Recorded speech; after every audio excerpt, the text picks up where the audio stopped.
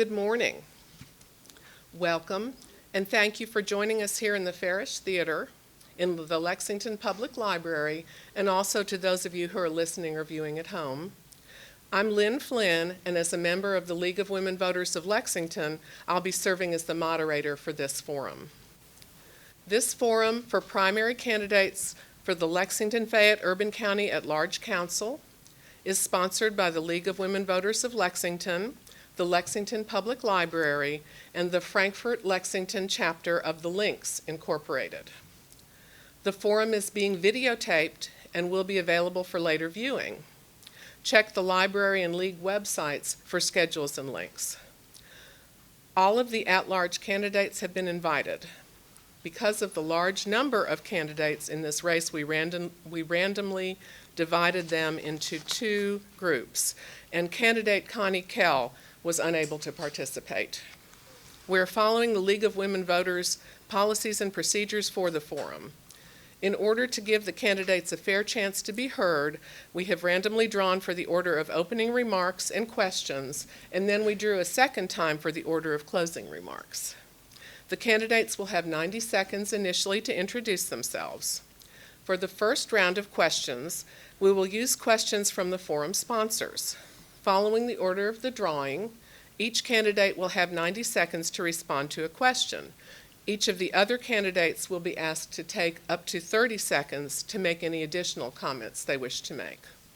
For the second round of questions, we will use audience questions, and each candidate will have 45 seconds to respond to each question. We may also ask some short answer or yes/no questions of each candidate during that round. And then finally, each candidate will have 90 seconds for closing remarks, and we'll use the second drawing for the order of closing remarks. So the candidates seated to my right, in the order of the first drawing, are Mr. Kay, Mr. Monloney, Mr. Farr, and Mr. Ellinger. Mr. Kay, could you please go ahead with your 90-second introduction? Thank you, Lynn. And first, thank you to the League of Women Voters and to the library for sponsoring this. It's a great service to the community. It strengthens our democracy, and I thank all of you for being here with us this morning. I've been your at-large council member for the last 7.5 years and your vice mayor for the last 3.5. I'm most proud of the work that I've done on council that has to do with assistance and support for those who are most in need in our community. As the chair of the Mayor's Commission on Homelessness, we forwarded recommendations to council that established a dedicated funding stream for an affordable housing office and for an office of homelessness. I also worked hard to get a local food coordinator to work on strengthening the local food economy and addressing issues of the food deserts, making sure that people who don't have access to fresh food have more access. As your vice mayor, I believe I've provided a stable and fair and equitable leadership for the council. I work well with my colleagues. I work well with the administration. We've gotten a lot done in the 7.5 years that I've been on council, and I ask for your support to return me to this office. Thank you. Thank you, Mr. Kay. Mr. Monloney? Thank you. I also thank the League of Women Voters and the library for having this today. I was a 7-term council member. I'm a council member at large. I also got to work with the Governor Bashir as the Commissioner of Housing, Building, and Construction, and I also came back and was the CAO, Chief Administrative Officer for Jim Gray for 4 years, and Commissioner of Public Works. The last 3 years that I've been on this council, a lot of things I've done, but 3 important things I've done. One was the minimum wage. As you know, we passed the minimum wage, but it was turned down by the Supreme Court. I did not stop there, so I went and got the city to pass their own minimum wage. And now we have people up to 10.10, and the directors have come to me and thanked me because we're finally getting quality workers there. The second thing I did, I introduced the opioid lawsuit to the city, and my colleagues supported that. Now we have a lawsuit going against the opioid and the pharmacies that paralyzed this city, and that is very important for the drug problems we have here, And the third one I'm really proud of is everybody talked about the veterans and homelessness. I went in and personally got the VA here in Lexington to donate some land, and I got the housing building construction to get some vouchers. Now we're going to build permanent housing for veterans. And I'll ask for your vote so I can continue to do those kind of projects. Thank you. Thank you. Mr. Farr? Thank you to the library and the League of Women Voters for this event. This is an exciting time for me. This is my second time living in a city that I love, Lexington. I lived here as a graduate student from 1990 to 96, and then went to work in Philadelphia for a while, and the UK called me back in 2008, so I've been back since then, and very excited to be back, and I'm looking forward to being able to serve the people of this community. My campaign and my entire life actually is motivated by what Dr. Martin Luther King Jr. called the beloved community, which is made possible through democratic discourse. And what I mean by democratic discourse is not merely voting, that's not enough, but democratic discourse is a kind of conversation between all citizens and all who are affected by political decisions. My goal is to help Lexington be the best that it can be by making sure that all voices in our community are somehow brought to the table. For that reason, I spend a fair amount of time advocating for the marginalized. A chain is only as strong as its weakest link.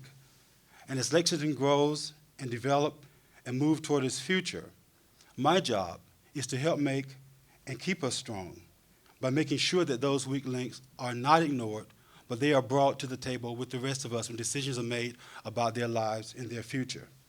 I think our present leaders have done a great job so far. My goal is to get elected, work with them, and help them do more. And I need your support. Thank you very much. Thank you. Mr. Ellinger? Thank you, and I want to thank you all, like my rest of everybody up here, just to thank the League of Women Voters and also the library for putting this on, because it is important that we get to talk about the issues.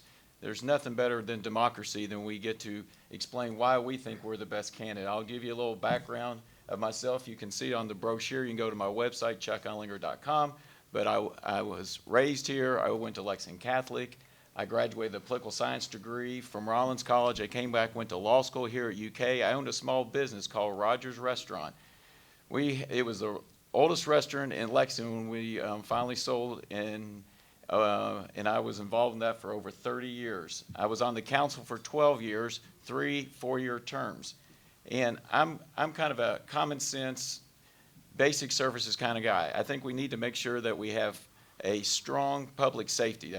When I look at the 3 important issues, I look at basic services and public safety, strong police and fire, make sure your streets and your roads, jobs. When 85% of our revenues come from the payroll tax and net profit, we have to make sure that we're fully employed. So we have to work hard as a government to have the framework to have the jobs. And then the third thing is make sure the quality of life. Make sure that we're supporting the education, the housing, the land use, all the things that make Lexington a great and unique city. We have so many projects going on, and I want to make sure that I'm there to help make this a great city. Thank you. Thank you, Mr. Ellinger. And so now we'll move to our round 1 questions. The candidate who drew number 2, Mr. Monloney, will take the first question, and we'll have 90 seconds to respond. So, Mr. Monloney, here's your question. Drug overdoses have become a serious problem in Lexington. What can the council do to address it? Well, there's a couple things that I've done over the last 3 years. Number one, I told you about the opioid case that I brought to the council. We are now doing that, and the state has gone on board with it to do it too. We got to fight where it all starts, and those are the pharmacies, and we're going after them. The second thing that the city can do, as you know, as I walk through the building every Friday to see all the employees, we've got talented employees. One of our colleagues that was running against me came to me and talked about a mentor program they had in Louisville, where you take employees and take 2 hours a week and go to either work in a nonprofit or work with schools. I went to my colleagues and the administration. We were able to get that passed.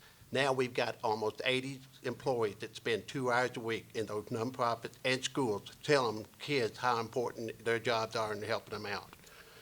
So those are the kind of things I think we can do. And the third thing is I put together, as I drive around and see all these parks that we have, the schools lot that are not being used for baseball, football, or anything in the summer because they lock it up, the high schools. I have now started a partnership with the help of Angela Evans and Fred Brown, we are now working with the schools, and they too need some project from us. So this is going to be a great partnership, and I see those are the kind of things we've got to do to help out. Thank you. Thank you. Mr. Farr, do you have additional comments on that question? Only to the extent that I think I totally agree with Mr. Monloney and applaud him for the work he's done. I think he's done great work. Only my approach in terms of the opioid addiction is to not treat it as an isolated issue, as something separate. I think there are three huge problems we have in Lexington. The opioid addiction is one, in poverty, and a rise in violence. And I think they're all interrelated. And I might have to be sort of look at the way in which they're intertwined and attack them as one problem. Thank you. Mr. Ellinger? Could you repeat the question, please? Certainly. Drug overdoses have become a serious problem in Lexington. What can the council do to address it? Well, as it's been stated, we've all been affected by opiates. One of my best friend's son, who was 20 years old, died within the last couple months. So we all know how much this affects each and every one of us. We have to do a good job. As I said earlier, basic services in public safety have to be our number one. We have to work on education, make sure that everybody has hope, that we have after-school programs that keep people busy to find jobs, and as stated earlier, mentoring is a big help. Thank you, Mr. Ellinger. Mr. Kay? Thank you. I would just add that I agree with most of the sentiments that have been expressed. The opioid epidemic kind of hit us, kind of blindsided us. It was a result of changes in the way in which people who have addictive behaviors kind of try to address those behaviors, and the opioids are much more potent. We have done what we can to prevent the overdoses. I agree we need to look at the underlying issues that lead people to addiction in the first place. Thank you. So our second question will go to Mr. Farr initially, and that question is, what are Lexington's most urgent infrastructure needs, and what can be done to meet them? Well, I think, Lexington is a growing city. It's growing at a very rapid rate. I think it's growing, last I saw, the population is increasing by 20,000 persons every 5 years. And so there's how do we accommodate that kind of growth without encroaching on the periphery of the city? We have our beautiful farms, a very aesthetic area that gives Lexington a unique character and a unique look. So I think in terms of addressing this problem with infrastructure, there needs to be an emphasis on infill and redevelopment. How do we use space that we have? How do we make best use of space that we have? Buildings that we have, some of them, a few of them not in use, are not being used effectively, can be used more effectively to accommodate this growth. And even going as far as maybe looking at some of our buildings that are one story, adding a story to accommodate this growth. Thank you. Thank you, Mr. Ellinger. As it was stated, we in 2015 had 315,000 people. By 2025, we're going to have 355,000. That's 40,000 more people that are going to be coming to Lexington. We have a great city. We're very lucky that our forefathers in 1958 had a urban service area and a rural service area. We have what people call the horse capital of the world, so we're very lucky. But we have to make sure that with this growth and how we decided, and the council looks at the goal objectives, and we decided that we want to do infill, and I'll come back to that. Thank you. Thank you. Mr. Kay? Thank you. I've served as chair of the Infill and Redevelopment Committee, and actually before I got on council, I was a consultant to that group. So we're very well aware of what the issues are facing us as we grow. And it has been said, Fayette County has a finite land mass, and we have a finite amount of available land within the urban service boundary. We're now taking on a comprehensive analysis of all of those areas, and we need a long-range plan to address the issues of growth. Thank you. Mr. Monloney? Thank you. The way I understand the question is, what are the biggest problems in number one, we need more affordable housing. As you know, I work with the veterans to get affordable housing for veterans. We have a lot of veterans here, and we need to continue to help them. The second thing that I'm really concerned about, everybody talked about 3% unemployment. We got pockets in Lexington where there's 16 to 20% unemployment. We've got to go in there and bring jobs, and that's the number one thing that I think we fix those areas up first. Thank you very much. Our third question will start with Mr. Ellinger. So here's the question. What can be done about the increase in gun-related deaths in Lexington? Well, as I stated in my opening remarks, I think, and I think most people understand that public safety has to be the number one priority. And the budget that we have right now, which is $370 million, 55% of that goes to public safety, which I applaud. When I was on the council, I have always worked hard to make sure that public safety is important. We have to look at, we've got 630 police officers right now, and we need to have a fourth sector. And in order to do that, we need to have 30 more officers. And along with that, when you have the four sectors, that gets you people that are easier to get around the community. And I've always thought, and what I think is important, is community policing. So we have to work hard to make sure that the police are actually in that area that can work hard, because with the issues that we've had recently, and we're leading, unfortunately, on pace right now for the most homicides we've had. Our violent crimes are up, and we have to work hard to address those issues. Thank you. Thank you. Mr. Kay? Thank you. As I said about the opioid epidemic, we have to get to the root of the problem. And I would agree with Mr. Ellinger. One of the ways in which we are doing that now is through community policing. I've been an advocate for that. I live on the north side. I see firsthand how this issue has affected our community and our neighborhoods. I would advocate for more community policing. Thank you. Mr. Monloney? Thank you. I too agree that we need more policemen, but the one thing I want to see the policemen get out of their cars and go meet the neighbors. That's something that I don't see very much, and we need to get back into that. And mentoring. I talked about the city doing the mentoring program. We've got to continue to help the kids with that. And going back to what I said, there's some areas that for 20% unemployment. We've got to bring the jobs. And there's a reason why people go out and shoot, not for drugs, but for other reasons. We've got to make their life have a career path. And until we fix that problem, I think guns will go down.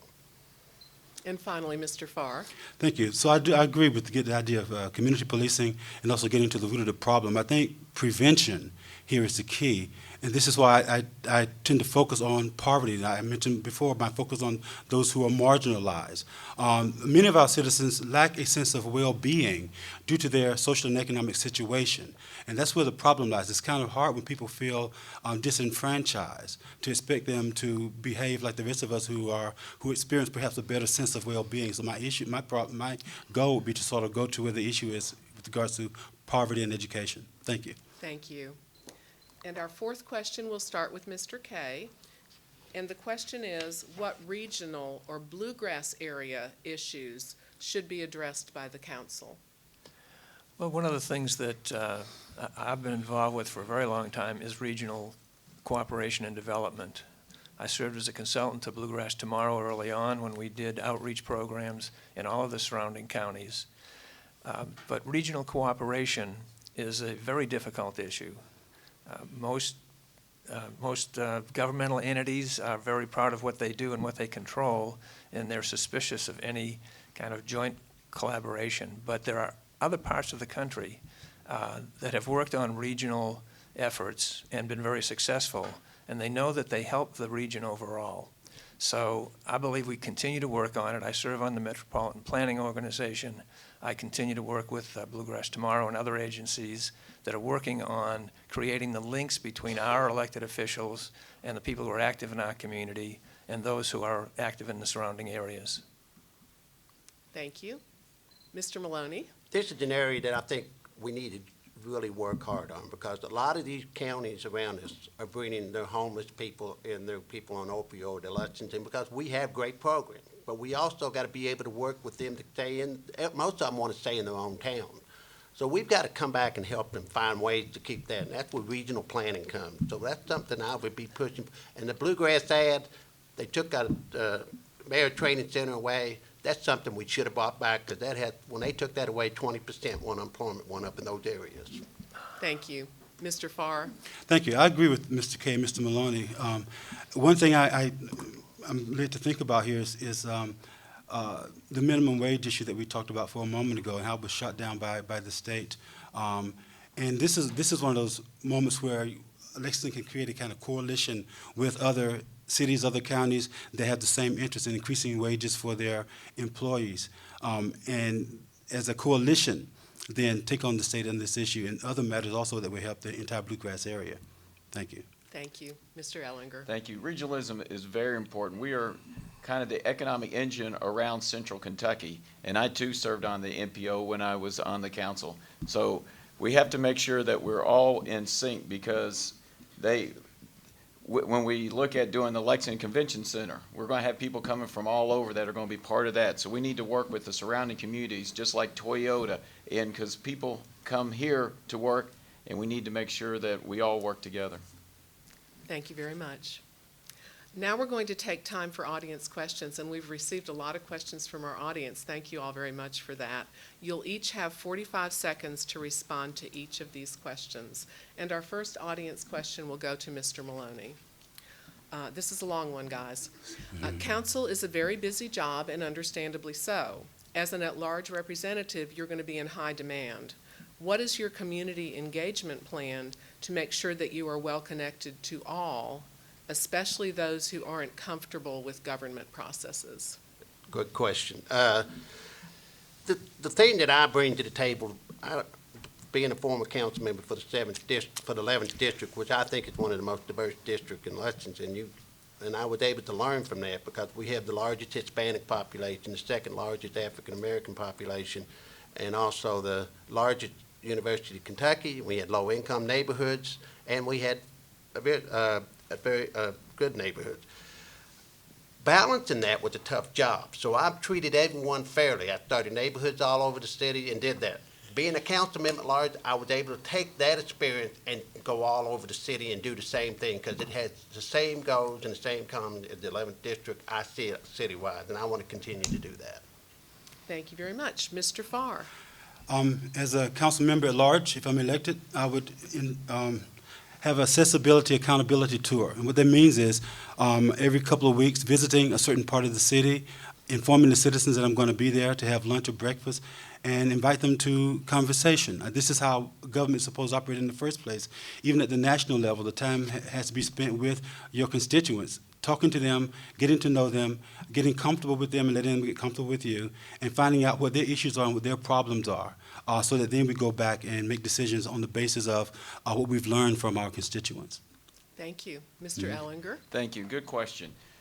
What I always try to tell people is you have 4 representatives. You have your district representative, but you have your three at large also. So you have 4 people out there working for you. So we have to make sure that they know that we're here to help. And as an at-large representative for 3 terms, 4 years each for 12 years, I always tried to work with that district person. If somebody contacts me and said I have an issue, then I go right to that district person and try to work hand in hand with that person, because I want to make sure I know what's going on in all the districts, and I want to make sure that they know that it's just not them in that district, but it's also the at-large that work with them. Thank you. Mr. Kay? Thank you. Before I got on council in my professional capacity, I served as a consultant to the city on a project called Speak Out Lexington, which was a civic engagement project, and on Destination 2040, which was a visioning project for the city. I bring those skills to the table as an at-large member, and I really support what we just did with On the Table. This was a way to reach out to people all over the community to give them a chance to talk about what they thought was the most important issues. I would continue to do that as an at-large candidate and as vice mayor. Thank you. Mr. Farr, you'll receive this question first. Okay. What is the best way to fund and complete the town branch green space? Bishop, repeat the question, please. Yes, sure. What is the best way to fund and complete the town branch green space? Well, I'm sure at this point there are already donors involved in perhaps contributing funding. And I would continue that process of seeking donors. and making the argument for why this kind of project is necessary and the way in which all Lexingtonians benefit from such a project. I think donors would be the way to go. Thank you. Mhm. Mr. Ellinger? Well, we have, if I understand the question correctly, we actually have two projects here. We have the Town Branch Commons, which is a $35 million project, and it's actually over budget right now. It's supposed to be complete in 2021. And that's a 10-acre area that's going to be behind, that's going to be the 3-mile area that's going to link the Legacy Trail and the Distillery District. And then you also had the Town Branch Park, which is a $30 million private investment. And at this point, I think it's about $6 million that have been raised for that. And that's going to be a 10-acre behind Rupp Arena. So one of them is going to be bonding, and the other one's going to be private donations. Thank you. Mr. Kay? Thank you. So I'll just build on what Mr. Ellinger just said. It's important to distinguish between Town Branch Commons and the Town Branch Park. And the Commons is fully funded, and it's not really clear yet whether it is within budget or not. I think it is. But that's going to go forward in the next 2-3 years. In addition to that, the Town Branch Park, which will be in the present parking lot behind the Rupp Arena, has already raised $6 million. They are in the phase of completing their outreach to large donors and will shortly be going to the community for much broad-based support. And I'm hoping that we can reach that $30 million goal and build what I think will be a first-class park for our city. Thank you. Thank you. Mr. Monloney? Thank you. I've supported the mayor's budget on bonding the Town Branch projects. And to continue this, we've got to continue to go out and look for grants. We got to look for donations, and those are the ways you fund that. And I think the city's already is in the budget to continue to pay for it. So, but I still think we're going to have to go a little bit farther and get more grants and also some more outside funding. Okay, thank you. So our next question will begin with Mr. Ellinger, and this is another long one. Okay. Are you aware of the depletion of the city's tree canopy and the problems that are related to that? What plan could you support to increase the number of healthy trees in the city? I am, and actually when I was on the council, I worked with our urban forester, Tim Query, and looked at a project that they have in Cincinnati. And we were never able to get that fully funded, but it certainly is something that we need to look, because having a larger tree canopy certainly has many benefits for the community, and I would be for supporting some project similar to Cincinnati's. Thank you. Mr. Kay? Thank you. Well, two things. One, I participated in the Reforest the Bluegrass effort, which brought literally hundreds of people out to the Veterans Park to actually plant trees. So that's one way we can all participate. And secondly, I appointed a special task force of council that led to the creation of a new nonprofit called Trees Lexington, which will be working with other agencies and organizations around the community to find funding and support and staffing for a significant effort to increase our tree canopy until we get to the recommended level of, it's basically 40% coverage. So I'm fully in favor of it, and I'm hoping that this will be successful. Thank you. Thank you. Mr. Maloney? I just want to do a shout out to our Councilmember Jake Gibbs for taking this lead. I support what he has done for the canopy. And also last week, I too went out there and helped with I've done that for the last 4 years, planting trees. And I got a couple of blisters here to prove it. But it is exciting to see how many people come out, and we got to continue that. But also, shout out to Jake Gibbs for what he's done. Thank you. And Mr. Farr? All right, a couple of things. One is I do agree with the planting trees and being very vigilant with regards to planting trees. Also, I think another way to go here is to form a small research team among council members to sort of do research to look into other cities and what other cities are doing to resolve this kind of problem. And Mr. Ellinger's comment about Cincinnati, I think is important, and looking into other cities like that who've had such a problem. I think this is a problem. There are a lot of cities over the country are facing and learn from their research ways in which to deal with the problem. Thank you. So, Mr. Kay, you'll receive this next question first.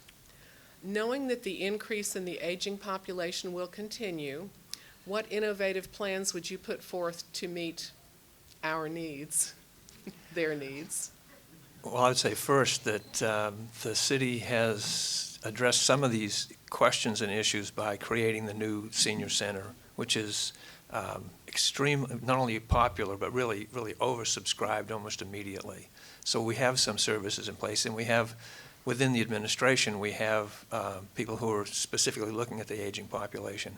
But I believe there are new initiatives that we need to look at that are not necessarily government-driven or related, but aging in place, ways that people are forming groups within neighborhoods to provide mutual support for one another, to make sure that people can stay in their homes as they age and continue to be basically comfortable in the environment that they're living in. Thank you. Thank you, Mr. Monloney. Thank you. This is something I was excited about because when I became CAO with Mayor Gray, Beth Mills and got with me and said, and I agreed, we wanted to build a senior citizen center. And with her lead and Sally Hamilton's lead, we were able to do the senior citizen. And I think it's one of the best anywhere you can go to. The second thing that I'm concerned about, and it goes back to affordable housing, we've got to have affordable housing for seniors. And the problem is they have a retirement, and the money they get, they cannot afford to spend the money that we have for housing out there for assisted living. So we've got to be creative and figure out how to fix that problem. Thank you. Mr. Farr.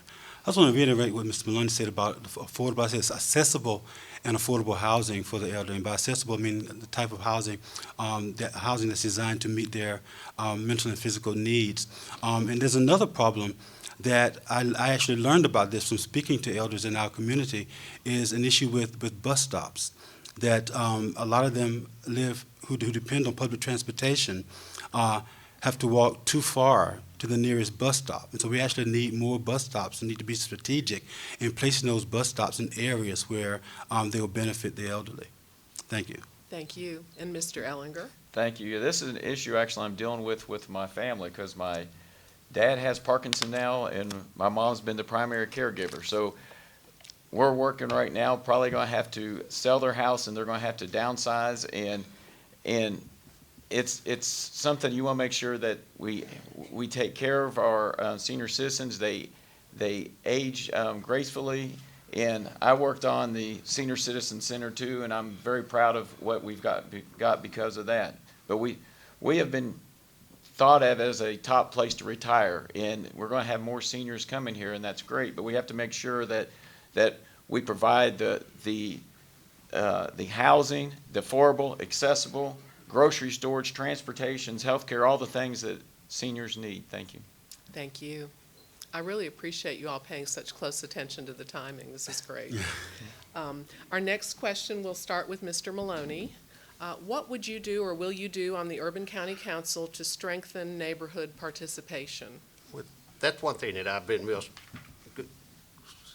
happy to do, because when I was council member in the 11th district, we only had about 3 neighborhood associations. When I left, we had 11 neighborhood associations. One thing that happened this year, Cooper Drive, if you all remember, the state wanted to take the road over. Some of my colleagues were pushing for that. I was the only council member that went there and listened to the neighborhood, and they were concerned about the state taking over Cooper Drive. As a council member at large, I went in there and helped them, and we were able to override that. These are the kind of things that I would do as a council member, is listen to the neighborhood's concerns. Sometimes they got some great ideas, and I want to continue to help. Thank you. Mr. Farr. Okay, so I agree with the sort of strengthening neighborhood associations. Also, Mr. Monloney mentioned something earlier that I want to piggyback on when he talked about community centers. And this, again, is something I learned from my conversations with the citizens of Lexington. Closed community centers all over the city, and some of them seem to close even in the summer when they're needed most by our children. I think these community centers are ways in which to bring the community together and build community spirit. It's unfortunate they're not funded to stay open long enough. So that would be something I would work on. Also spending more time in communities, talking with people about their needs. And also something else that's been brought to my attention recently is the degree to which certain parks in the city are not used as well or made use of as well as other parks. There tends to be a lack of programming in certain sections of the city, and I would work on that. Thank you. Thank you. Mr. Ellinger? Thank you. We're only as strong as our neighborhood, so we have to work very diligently to make sure that when we grow, and as I said earlier, we're going to be growing from 315,000 to 2025, we're going to have 355,000, so our neighborhoods are going to grow. And when we looked at doing the comprehensive plan, we decided that with our goals and objectives that we're going to do infill and redevelopment. So that means we're going to grow in and up and not out. So when we do that, we have to make sure that when we develop and we add new housing and we go in there that we develop without displacement. One issue I have to be cognizant of is gentrification. So we have to make sure that when we protect our neighborhoods, when we grow, that we also protect who's living there. Thank you. And Mr. Kay? Thank you. There are really two parts to this. I think first, in general, we need to provide more support and assistance for all existing neighborhood organizations. We don't do, I think, as good enough job as we ought to be doing in maintaining the list. So if people want to contact all of the neighborhood associations, they know who to talk to. The second part is, I would agree with a couple of the comments.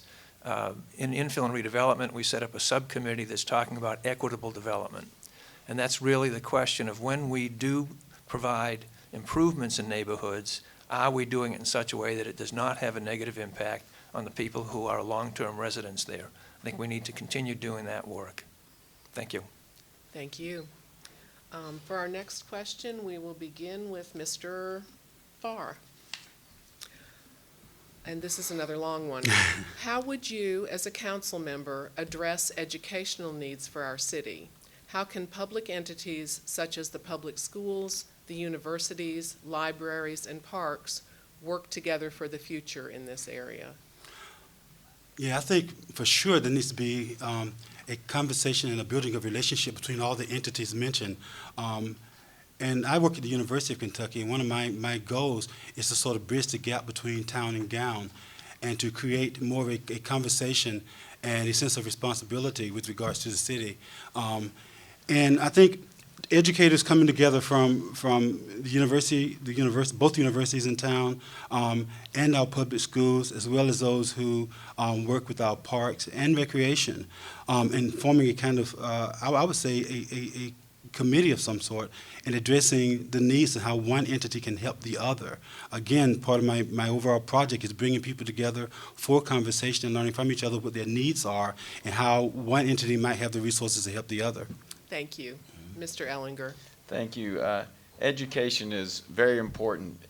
And with UK being our largest employer, we have to, and I was on this committee, work with the town of Gown because we need to work, we are considered by many as a university town. So we have to work hand in hand with that university. In this budget for fiscal year 19, we have put in $100,000 for school safety. As you've seen all the issues with gun control and issues with schools, we have to work hand in hand with the schools because those are the kids that our police are protecting. And when we're looking at employers coming to the community and bringing jobs, they always look at the schools and see what kind of quality of life and what kind of schools you have. So we have to do whatever we can to make sure our schools are the best. Thank you. Mr. Kay? Thank you.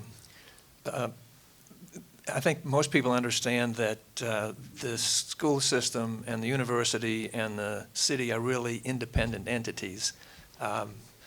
We try to cooperate and we do the best we can, and I think we are successful in some areas. There's one particular area that I'm most focused on, and that is targeting some of our affordable housing funds for those families who have children in school and are subject to displacement. So if you pay attention to the achievement gap, one of the underlying issues there is transiency. These children who start in a school, they get moved to another school, they get moved to another school. It affects them, it affects their families, it affects all of the children in that school. And that's part of the reason why some of our schools are not performing as well as others. So I would focus on that. Thank you. And Mr. Monloney. Thank you. I've already talked about a couple things that we can do with the schools. One with the mentor program that I have started, yeah, and the other is partnership that we're putting together to try to get the fields open up and where we can trade off and help each other out with the cities and the schools, local schools. Now, but when it comes to university, I have a big problem. When I was on the council, I was on the town of Gown, and it was I couldn't wait to get on. It was a great program. We worked together, being a part of the 11th district. We had many things that had effect to it. But since I've been on this council, we have no town of Gown. And we need to bring the town of Gown back if we're going to continue to work with the University of Kentucky. And that was a great program, and I, as a council member at large next board, I would push to bring that back. Thank you. Mr. Ellinger, you'll be first with this question. Everyone talks about helping to create a great Lexington. What does great Lexington look like to you? Well, great Lexington to me would be a safe Lexington. I've said all along that public safety is my number one. If you don't feel safe in your home, you don't feel safe in the street, then we're not doing our job.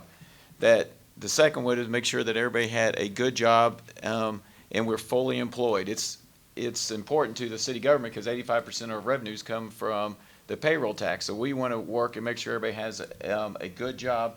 And what makes Lexington, I think, unique is our landscape and being the horse capital of the world and the quality of life that we provide. So we have to make sure that we're providing affordable housing, that we have a first-rate education, that our land use, that we make sure that with our urban service area and our rural service area that we're making sure that we protect what makes us unique. Thank you. Mr. Kay. Thank you. I think there are two parts to the answer to that question. The first is what makes Lexington great now and will continue to make Lexington great is the diversity we have in our community. Protecting that, encouraging that, making sure we don't price ourselves out of the market as some other communities around the country have done. So maintaining that diversity. The second thing is what's already been mentioned, and that is this balance between a vibrant downtown and an incredibly beautiful and productive rural landscape. I've been an advocate since I've been on council for holding the line on the urban service boundary. I'm an advocate now of the planning that we're going to do to make sure that we preserve that as we grow. Thank you. Mr. Monloney. The question is great Lexington. What I see will make great Lexington that we have everybody has a home to go to. Second, they have a great job. Third, that there are no drug problems. Fourth, no traffic, as everybody knows. That, to me, as a council member at large, those are the things that I've been hitting on. I've started the minimum wage to help people be able to have better pay. I've started the veterans' home to make sure we have homes for veterans, and I'm excited about that. Those are the kind of things that make Lexington great, and I'm glad. But we got to get rid of that 20% unemployment in certain areas of Lexington. Thank you. And Mr. Farr. Yeah, I think Lexington will be great or greater if we improve the quality of life of all Lexingtonians. I believe that we have the ability to end poverty, end homelessness. Those should be goals that are at the top of everybody's list, and I think we have the ability to do that. And maintain diversity, but as we maintain diversity, also be aware of the neglect suffered by some of our communities. Right? Some of our communities are neglected communities, and again, as I said in my opening remarks, that a chain is only as strong as its weakest link, and Lexington would be greater. It would be measured by the attention we give to the weakest link in our city. Thank you. Thank you. Our next question will begin with Mr. Kay, and this question relates to a concern about skyrocketing property taxes and payroll taxes. What would be your thoughts for prevention of these tax increases or future tax increases? Thank you. Well, first, we have not increased the payroll tax. It was increased very briefly to cover some landfill issues in the Miller administration, but since then, that tax was brought back to where it was, and that's not been increased. Property taxes, I think, is a very difficult issue. We want to improve the property in our community, and we want to make sure that people who are improving their property pay their fair share. What we don't want to do is force people out of their homes and out of their communities. We've worked on trying to figure out what kinds of mechanisms we can use to abate the taxes for those who are basically the aged, people who've been in their homes a long time. We'll continue to work on that. Thank you. Mr. Monloney. First of all, I want to give credit to Councilmember James Brown. He had pushing for his area where they are remodeling nice houses over in his district, and the problem is it's affecting his neighbors, the low-income houses that can no longer afford their taxes. We've got to give those houses that cannot afford the rehab, but they are still nice homes, we got to give them tax breaks, and that's what I would support what Councilmember Brown's doing. Now, on the PVA tax, there's nothing we can do that. That's David O'Neill. Y'all call him. He'll be glad to help you on that. But I do support that we got to be careful with the payroll tax. If we raise it, we may lose a lot of business. So we got to be careful what we do in the next future. Thank you. Mr. Farr. Yeah, I've been informed and just talking with people that quite a bit of the increase in property taxes is happening in places where there's gentrification. And this is what Mr. Monloney was talking about, I believe, and what Mr. Brown's working on. And I think that's something that really shouldn't happen. People have lived in communities for years, for generations. They lived in the homes where their grandparents lived, their parents, and all of a sudden being pushed out due to raising property taxes. And I think people who've been living in these communities for some time ought to be grandfathered in, and there should be no increase in property taxes for people who are already established in a community. Thank you. And Mr. Ellinger. As I've stated a couple times, our growth for Lexington is going to be 40,000 people by 2025. When we grow, that's good for the community because, as I've said, 85% of our revenues come from the payroll tax. So we want to make sure that we are a viable, growing community, because I remember back in 2011 we were at 9% unemployment. Right now we're about 3% unemployment, and that's good. Unfortunately, if you look at any of the economic indicators, in the next year or two, and whoever's on this council will have to be dealing with probably a recession, which is going to cause some issues with jobs, with unemployment. And when it comes to property taxes, we raise 8 cents on 100, and of that, a nickel goes to the library. So most of the property tax that we get go to the library. Okay, thank you so much. Well, I hate to stop the questions, but I think we are going to have to turn to closing remarks at this point. The candidates drew a second time for the order of closing remarks, and they'll each have 90 seconds to make their closing remarks. And Mr. Farr is the first person to make closing remarks. Again, I want to thank all of you for being here. I want to thank the library and the League of Women Voters for having us. This is my first time running for public office. I'm sort of the rookie in the group, but I do have a long history of working with people.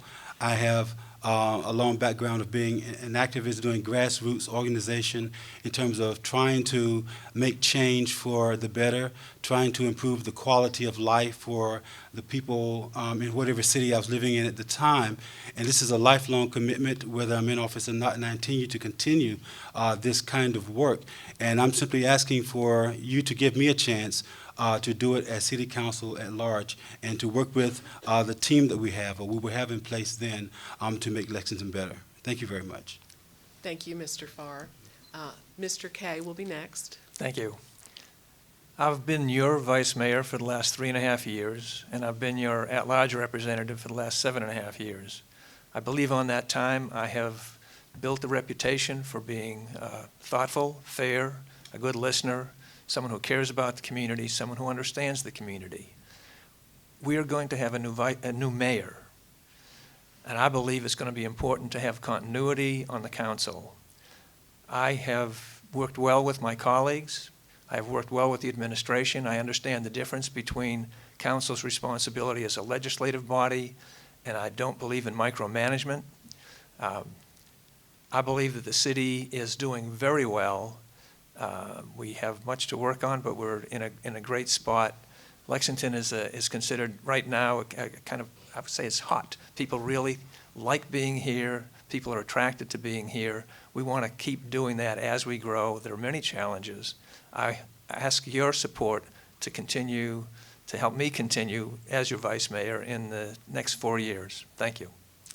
Thank you, Mr. Kay. And Mr. Ellinger. Thank you. I want to thank you all for coming out here and listening to us today. I want to thank the League of Women Voters and the library for putting this on.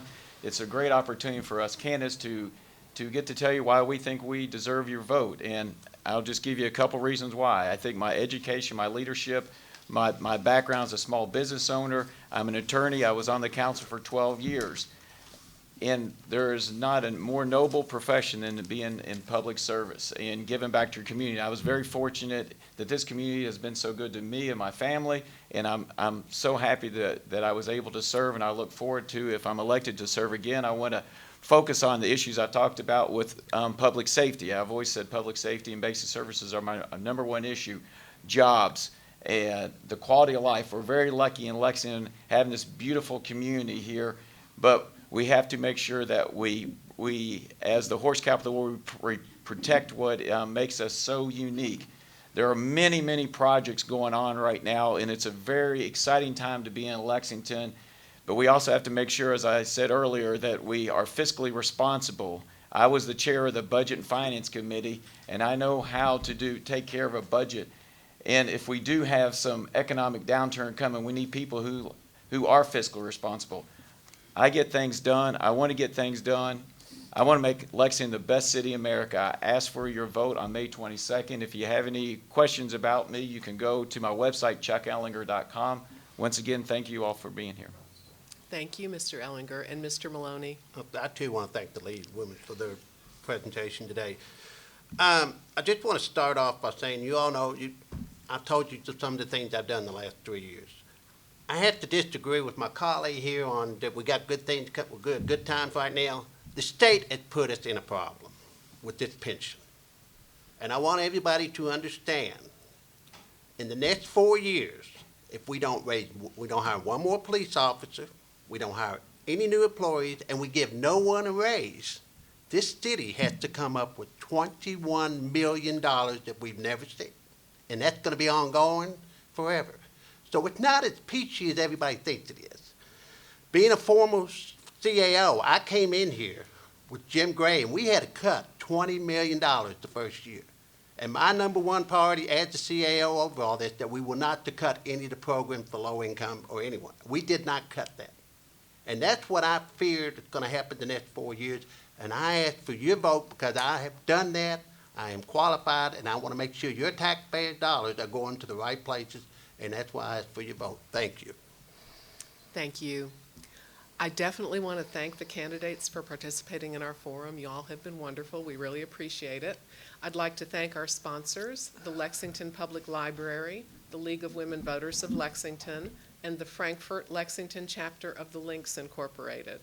The deadline for registering to vote is April 23rd, right upon us. So be sure to register if you're not already registered, and to vote in the primary election on Tuesday, May 22nd. Thank you all so much for joining us. And let's give the candidates a round of applause.